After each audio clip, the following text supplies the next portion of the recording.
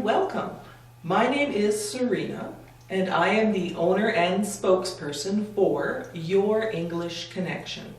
If English is your second or third language, fourth or fifth, these videos will be helpful for you.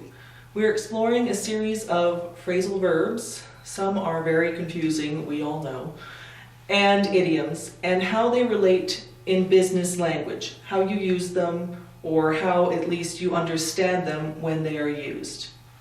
We're going to get started with the line. In business, of course, we have computers, etc. Is your computer online? The question is essentially about connectivity. Are you connected A, to the office network, or B, to the internet? Either way, we're talking about connected. Is your computer working with the other computers? Are you online? The opposite is offline. Oh, hello, IT person. My computer is offline. Can you help me? They will come and do their magic, and suddenly your computer will be connected again to the internal network and or the external network, as in the internet, and you will be back online. Essentially, anytime we're talking about a line, let's see here, a line, we know what a line is. It again is talking about direction. And if you are on or off, then you are on or off the direction. So I might even ask, are sales for our company this month in line with projections? This means, are our sales similar to what was projected? If I say the answer to that question is yes, our sales are absolutely online, this means they are following almost exactly or very closely to projections. Okay, this is confusing, I know, online, offline. Now, if you're a salesperson, depending on what you're selling and how you sell it, there used to be the pyramid workings, we don't do that anymore. However, we have similar situations where you're a salesperson that has been recruited by other salespeople still selling. And those people get a percentage or somehow they get some benefit from whatever you sell. And all the people that you recruit, these people into the sales, they will contribute to your earnings by their sales. So this works, here's you, you're in the middle. Everybody above you, whoever recruited you, whoever was involved in being recruited, original person, etc., this is your upline. All the people above you who are going to make money essentially directly off of your sales. The people you recruit into the sales industry that are contributing directly to your sales or directly to your money earnings, this is your downline. So, salespersons might want to talk about uplines and downlines. You might not, I don't know. I'm not sure if you're salespeople or not. So, even simpler, let's say your boss calls you. Where are you? Excuse me, you are late. I need you to be here now. Where's my coffee? Well, boss, I changed hands. Well, boss, I am in line waiting to buy your coffee. So directly in line, very simple. Again, you're following the direction of everyone else. You are in line. And some people will also say, you can also use the expression again, online. I'm online at the coffee house, waiting to be served.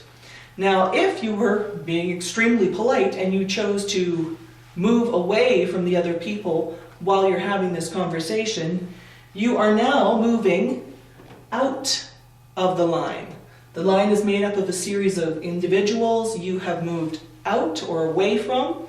So now you are out of line. Okay? So you step to the side, you're out, you're in.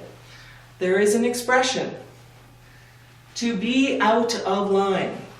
So perhaps you're in a meeting, you're telling a story, you think it's very funny, somebody is offended.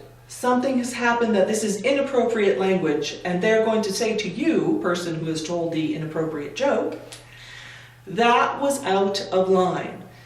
So Again, we're following the whole line analogy here, that to be out of line means not to be following along with what is expected. So if a joke is out of line or some sort of behavior is out of line, this means don't do it again. You are not following what is expected of you. You need to keep yourself in line. So there's literal and figurative for in line and out of line. One more, the big one. What is the bottom line? Or how is our bottom line? The bottom line is the final amount, essentially. Usually we're talking about money in business. So perhaps we were in a long series of meetings talking about projections and sales, and if we sell this, then this will happen. If we move here, then this will happen. The owner, the boss might come and say, okay, thank you for all that information. However, what is the bottom line? What is the nugget of information I require? So I might say, well, the bottom line is we have to increase sales by 25% this year, or we are out of business. Essentially what you're doing is encapsulating the important information, bringing it down to that one nugget, and that is the bottom line. If we're talking about money, our bottom line is the amount of money we make. If we're talking about the bottom line this quarter, what's the bottom line? Again, it's that last nugget of information. The bottom line is we made a 10% increase over last year's earnings. Fantastic. How's our bottom line? It can also be a projection. Let's say you've gone through the first 2-3 quarters and we're looking into the fourth quarter of your year. The boss, whoever, the head of sales might say, okay, so how is our bottom line looking? Again, they're talking now about the final amount of money expected to be made by the end of the year. So if the first quarter is on track or online for making the correct amount of money, the second quarter, you absolutely made your target, you made the correct amount of money, perfect. The third quarter, if it was a good quarter and you made the right amount of money, well then, suggestions are that because we kept making the money expected, we made our quarters, the bottom line for the year is absolutely we are going to make our projection, maybe even exceed it. Fabulous. So that's the bottom line, the final bit of information or the final bit of money we're talking about.